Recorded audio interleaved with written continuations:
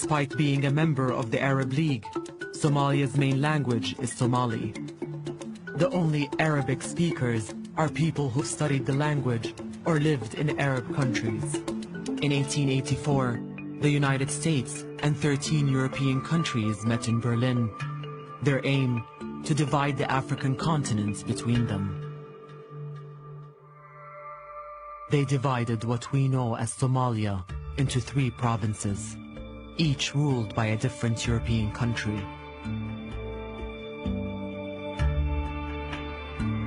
British Somalia, Italian Somalia, and French Somalia.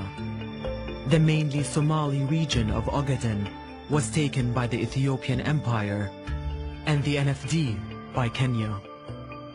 The incredible thing about Somalia is that if you go way back in its history, it's always been either fought over or had foreign powers intervening in some way.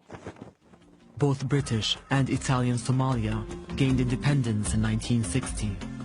French Somalia voted to remain under French rule, despite accusations of ballot rigging, but later voted firmly for independence in 1977 and became Djibouti. The former British and Italian territories immediately united, forming Greater Somalia on the 1st of January 1960. Somalis elected Adam Abdullah Othman as the first president of the united country. He ruled for 7 years and was succeeded after a free and peaceful election by Abdel Rashid Ali Sharmarka. This was when Somalia's peace and stability earned it the nickname the Switzerland of Africa. It was led by General Siad Barre, who would be the dominant figure in Somalia for the next 2 decades. Somalia's experiment in democracy was over. The rifle, not the ballot box, would now govern the country.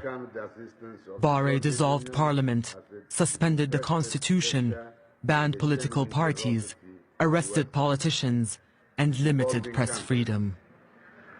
We had only accepted Barre's government was supported by the 2 superpowers of the day, the United States and the Soviet Union.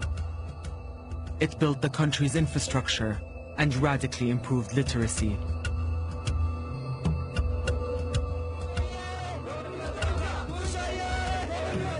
I usually use the word collapsed state rather than a failed state, in large measure because it's the government that has collapsed rather than the state of affairs for the whole country. This is a country at one point that was the best democratic country in Africa. Now it has become, in a sense, the worst because there has been no government in place for 25 years.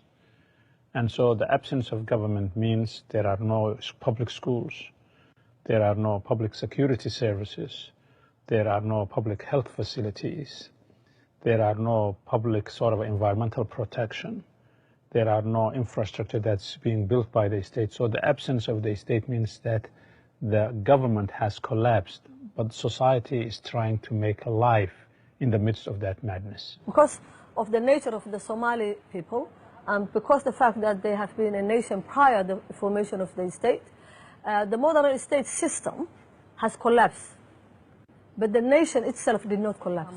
Maybe Somalia has had a failed political system, failed government, but it's not a failed society. So many things work in Somalia better than they do in lots of other countries. They have one of the most cheap and efficient telecommunication systems in the world.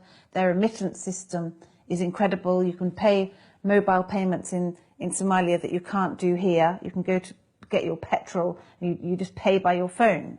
It's very sophisticated and successful in lots of ways. So I think it's wrong to call it a failed state.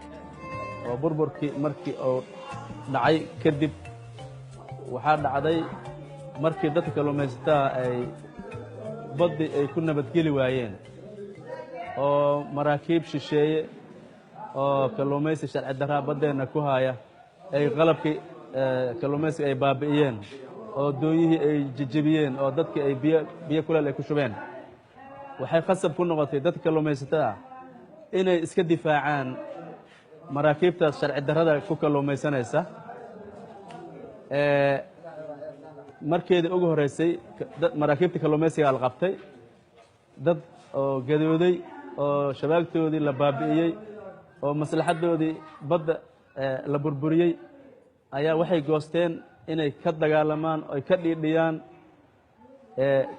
Markaasna waxaa ka dhalatay burcad badeednimadii ka dhalatay.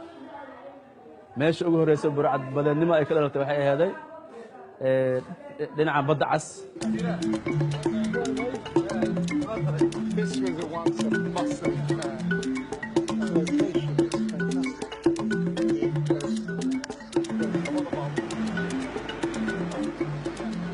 It all started for me when I went to a region in Somaliland called Sanag, and a little village, a little fishing village on the coast where my family came from. The first time I went there, it was wonderful. Obviously, I only saw what people wanted me to see. But as I started to go there on a regular basis annually, I noticed that the fishermen and their activity was getting less and less and less and less. And I noticed at the same time that in the far horizon, there would be these big foreign boats, motherships, with their little tenders crawling around the sea, scooping up all the fish. A group of youngsters in a little village in Puntland, and they fed up with the activities of these illegal fishing companies, boarded a ship one day to protest, and they were told, what do you need to go away? They were given money. That was how it began, and of course it then escalated into a proper long-term business with many people benefiting from. ay ku faafto wadankii iyo adduun weynaha ay ku faafto dhibaatada ka dhalatay kalluumaysiga sharci darrada markeedii hore. Adduunkaas soo gurmaday maraakiib oo dagaal la keenay oo lagula difaacid ay difaacayeen burcadnimada difaacina inay maraakiibtooda ay difaacanayaan hadda ay ku difaacanayaan badeena inay ka xaalufiyaan kalluunka. ila الآن waa socotaa arrintaas. waa ku jiraan maraakiibta sharci darrada badda waa ku jiraan.